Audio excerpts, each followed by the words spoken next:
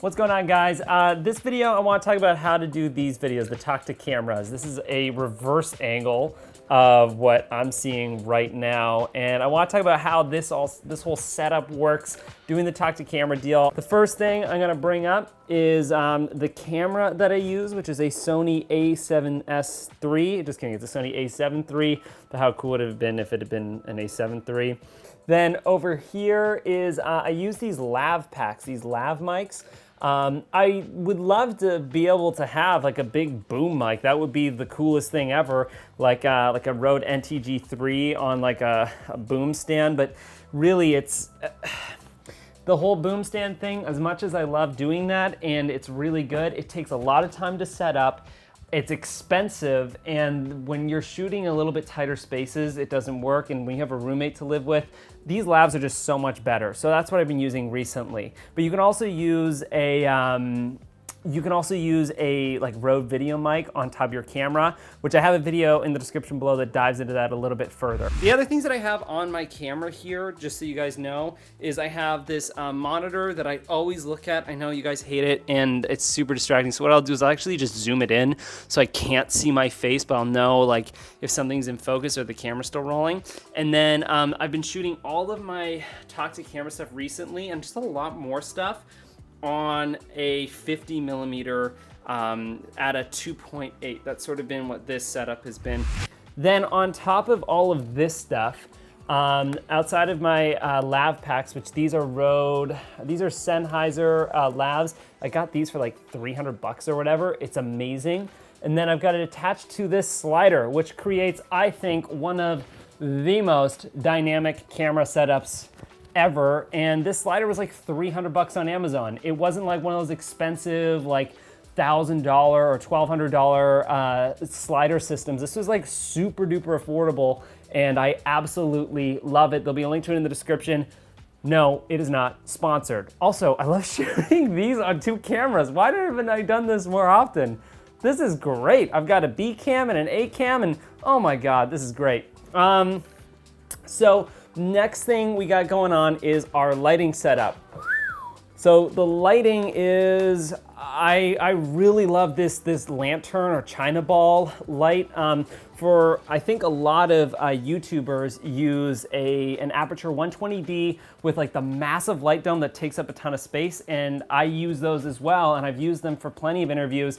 But one, it's pretty expensive. Two, like the boom stand and audio stuff, it takes up a lot of space. And three, I just couldn't afford it or didn't have the space. So I instead invested in this little dome, and I actually think it is such a wonderful lighting mechanism. Like what it does is it creates this nice, beautiful glow, a soft glow, but also I can use it for multi-purposes. I can use it for a movie. This can emulate moonlight. I can block off one side and kind of like make it more directional. I also just like, look how soft that lighting is. It's super duper soft. It's so smooth and sweet. It's great. And so basically I've got that attached to my Falcon Eye BL32TD light, which there'll be a link to it in the description below. Not sponsored either, but great lights, kind of like the Aperture 120D. If you have an Aperture 120D, I think the real deal is just make sure you have a bright light of some sort, like a directional bright light, and then attaching some sort of diffusion on it.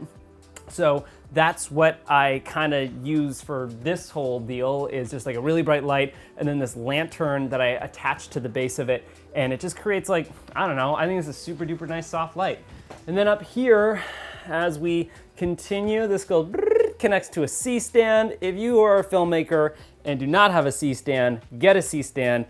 You gotta do it. It's like Hundo P, you must have a C-stand.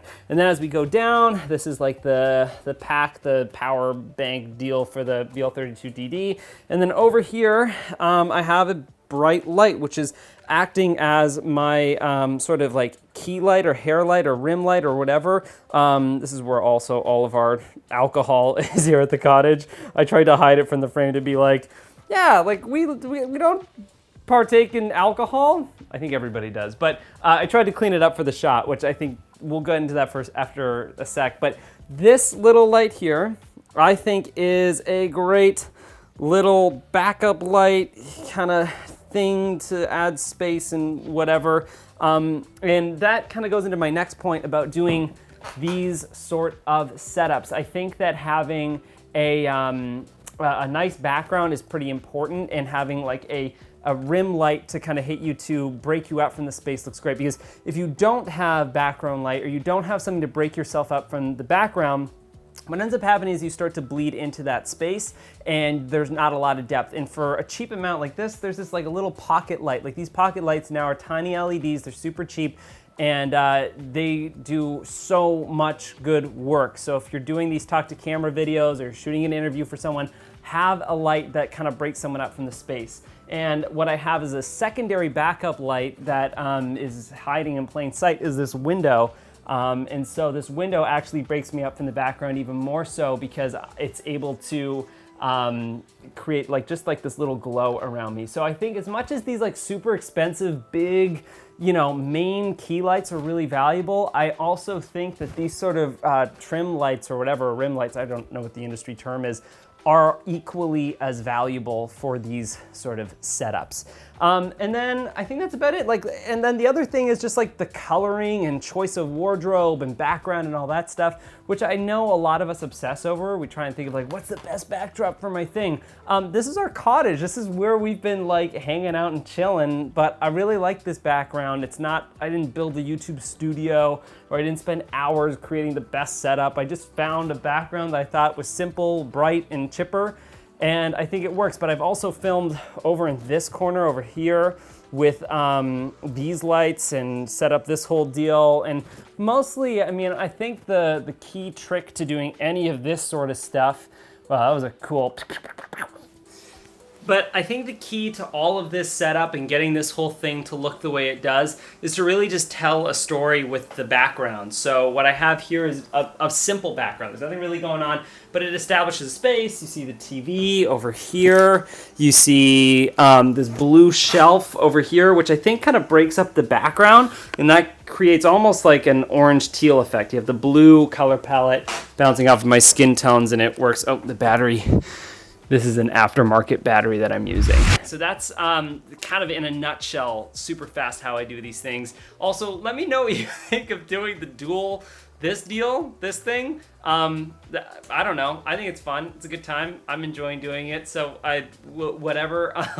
If you guys like this video and want to watch me do more of these dual camera, talk to camera things, you can check it out through by hitting a few buttons, and they can lead you to things. And then if you want to learn more about my filmmaking process, how I do these things a little bit better, I have an online film program called Pocket Film School, which was sort of like a passion project of mine and a group of me and my filmmaking friends thing that we did for over a year. So it's finally out, it's finally done. You guys can check it out in the description below, learn everything about filmmaking, and actually a lot of the videos are shot very similarly to this one, but in a studio and lit way better. But that's it, guys. I think there's a chipmunk in the house. I'm gonna go get it out of here. But thank you for watching.